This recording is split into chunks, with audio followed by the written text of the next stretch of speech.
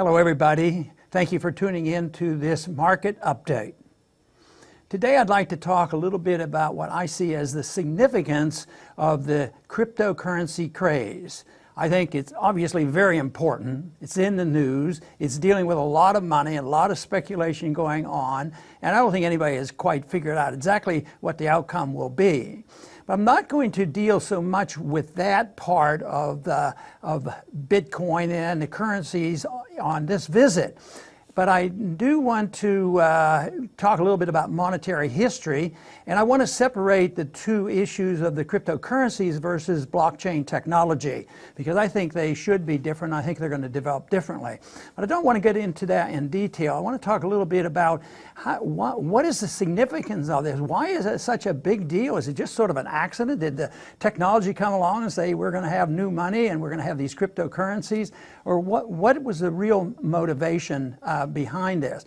And I think we have to understand a little bit about monetary history to realize why blockchain technology has been so successful in getting the attention of people who are interested in an alternative monetary system. I have for years been a strong supporter of competition in currencies, introduced legislation for that purpose, and figured the market is a lot smarter than anything the government can do.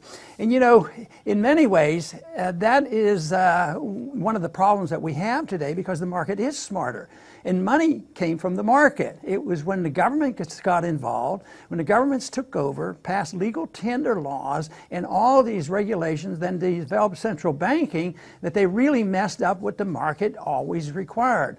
But early on in history, people bartered, and it was very, very inefficient. And then probably 3,000 years ago or so, they started using something other than just gross bartering. They started to use an alternative, a substitute.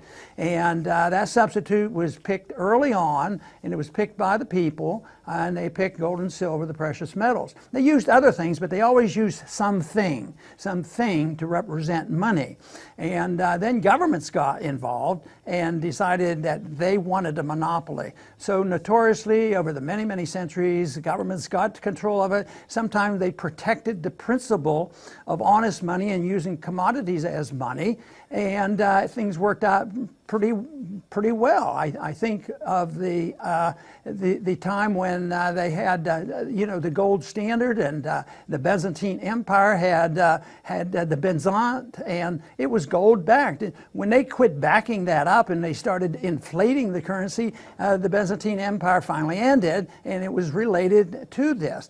So governments are notoriously very, very unhelpful when it comes to honest money, because there's a conflict. They get control of the monetary system, and then the money is used to perpetuate big government. The old days and currently today, the control that the Federal Reserve has, it's there to finance government and finance debt, finance special interests, finance the welfare system, until finally we reach a breaking point where the system doesn't work anymore because fiat money doesn't work. So people have thought about, well, what are we going to do? We have to have an alternative. And that's when I think people started thinking about the alternative and put this together, the technology, and talking about a cryptocurrency.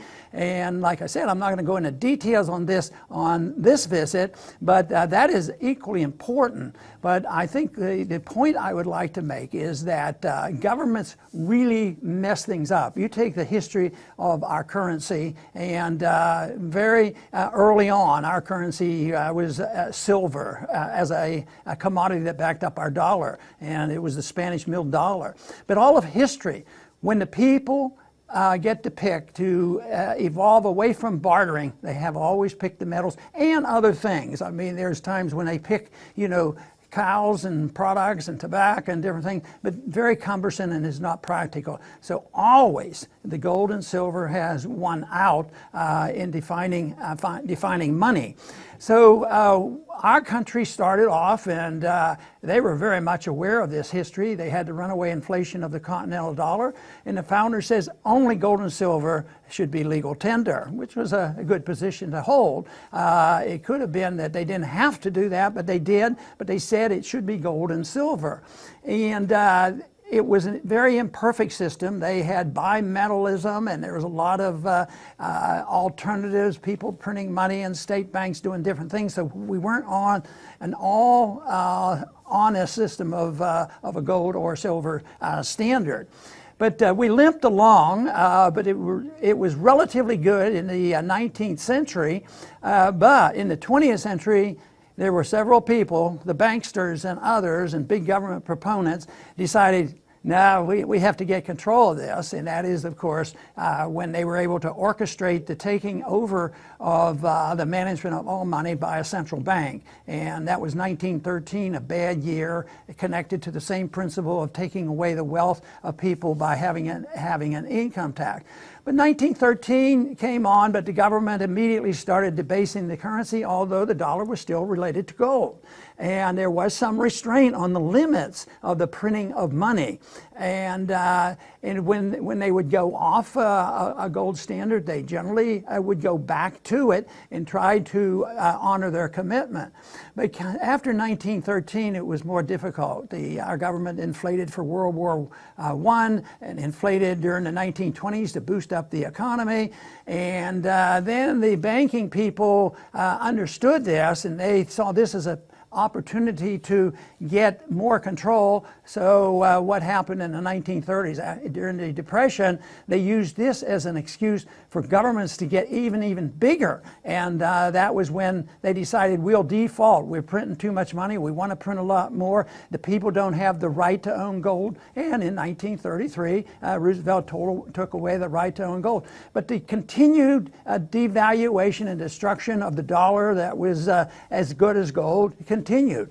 After 1933, the dollar was refinanced from $20 an ounce to $35 an ounce, and that lasted until 1971. But the American people weren't even allowed to own gold, all the way up until 1975. So there was ongoing, steady erosion of the currency.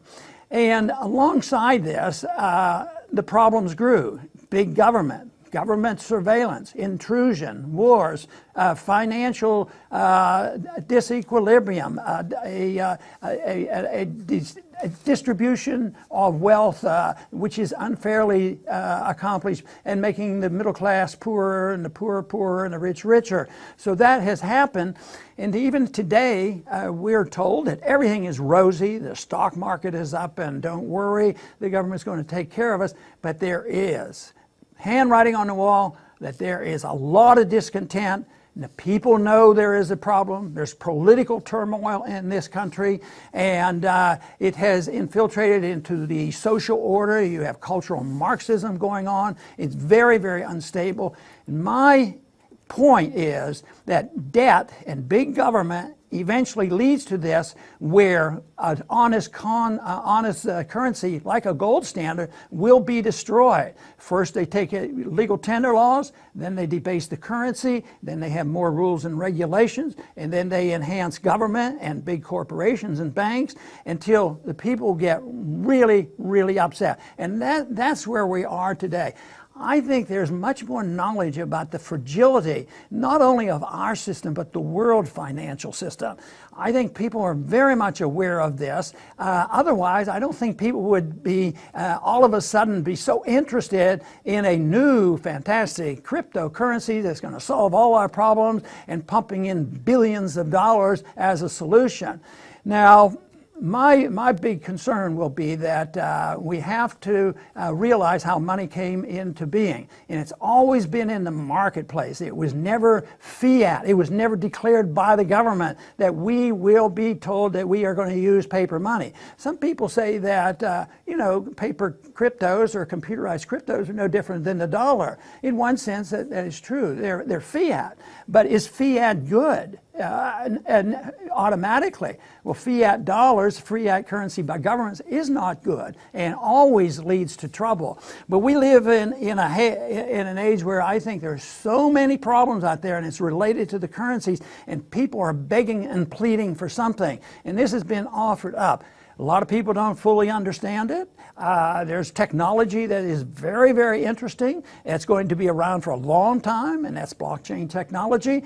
But the question will be that due to the chaos that we have and the need for sound currency, will that chaos be answered by having a fiat currency designed in the marketplace? And that, of course, would be crypto. But the point I really want to make is the significance of this looking, and the enthusiasm and the excitement and the dollars involved is a telltale sign of the serious nature of the financial system, and it is sort of letting us know what the future will bring, and it's going to bring some chaos because this won't be sorted out easily. Nobody's going to say, well, the dollar's losing credibility and we're going to end the dollar and the central banks are going to disappear and everybody's going to have a computer and things are going to be okay. It's not going to be that way. I think that we have to be more careful, but my main urging